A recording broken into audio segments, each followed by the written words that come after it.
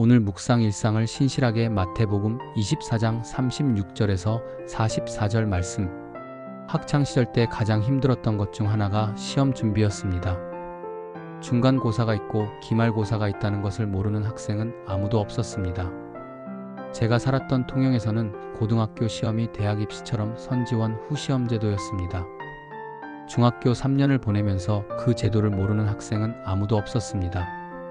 좋은 성적을 올리기 위해 평소 시험 준비를 잘하는 학생이 있었고, 마치 중간고사, 기말고사, 고등학교 입시가 없는 것처럼 살아가는 학생도 있었습니다. 시간은 흐르고 그날은 다가오는 법. 평소 준비를 잘한 학생은 좋은 성적을 거두었고 좋은 고등학교에 진학했습니다. 평소 흥청망청 지냈던 학생은 좋은 성적은커녕 매번 선생님께 혼나거나 엉덩이에 피멍이 들도록 매를 맞았고, 고등학교 역시 선택의 여지가 없었습니다. 어떻게 이런 일이 일어나는 결정적인 이유는 시선 때문입니다. 무엇을 보는가에 따라 어떤 삶을 살아갈 것인지가 결정된다고 말해도 지나치지 않습니다. 사람의 눈은 대단한 기능이 있습니다. 무언가에 초점을 맞추면 그 부분만 정확하게 들어오고 나머지는 흐릿하게 변합니다. 이는 단지 눈의 기능이라기보다는 사람의 뇌가 그와 같은 방식으로 작동하기 때문에 일어나는 현상이라고 말하는 것이 더 정확하지 않을까 싶습니다. 사람은 무언가에 초점을 맞추면 다른 것은 전혀 눈에 들어오지 않고 마음에도 들어오지 않습니다. 반대로 무언가에 초점을 맞추면 오직 그것이 사람의 눈과 마음을 사로잡습니다. 이는 간단한 예로 설명할 수 있습니다. 자동차를 사려는 계획이 있다고 가정해 보겠습니다. 그때부터는 눈과 마음에 차만 들어옵니다. 옷이나 신발을 사야겠다고 마음을 먹고 난 후로는 그렇게 옷과 신발이 눈에 들어오고 마음을 사로잡습니다. 눈과 마음만 사로잡는 것이 아닙니다. 입만 열면 자동차 이야기를 하거나 옷이나 신발 이야기가 저절로 흘러나옵니다. 사람을 만드셨을 뿐 아니라 사람의 입과 눈과 마음을 창조하신 예수께서는 사람이 마음에 가득한 것을 입으로 말하는 법이라고 말씀하셨습니다. 유비무환, 미리 준비해두면 근심할 것이 없다는 사자성어입니다. 모르는 사람이 없지만 많은 사람이 미리 준비하지 않습니다. 적당한 때에 적당하게 준비하면 충분하다는 생각을 하고 사는 것처럼 보입니다. 그렇게 시간을 보내다 보면 다른 것들의 마음을 빼앗기기 쉽습니다. 노아 홍수 때를 생각해 보십시오. 노아는 하나님의 말씀에 시선을 맞추고 마음을 쏟았습니다.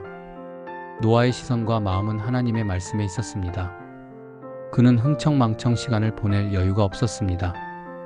노아는 시선을 하나님의 말씀에 맞추면서 하나님의 말씀에 순종하고 생명을 구하기 위해 방주를 준비하는 일에 온 힘을 쏟았습니다. 다른 사람들은 하나님께 마음을 쏟지 않았고 시선을 맞추지 않았습니다. 그들의 시선을 사로잡은 것은 쾌락이었습니다. 그들은 먹고 마시고 장가가고 시집가는 일에 마음을 빼앗겼습니다. 그들은 즐길 줄 모르는 노아가 한심하게 보였습니다. 당최 쓸데없는 커다란 배를 왜 만들고 있는지 이해할 수 없었습니다. 심지어 홍수가 나서 그들을 모두 쓸어갈 때까지 무슨 일이 일어나고 있는지 몰랐습니다.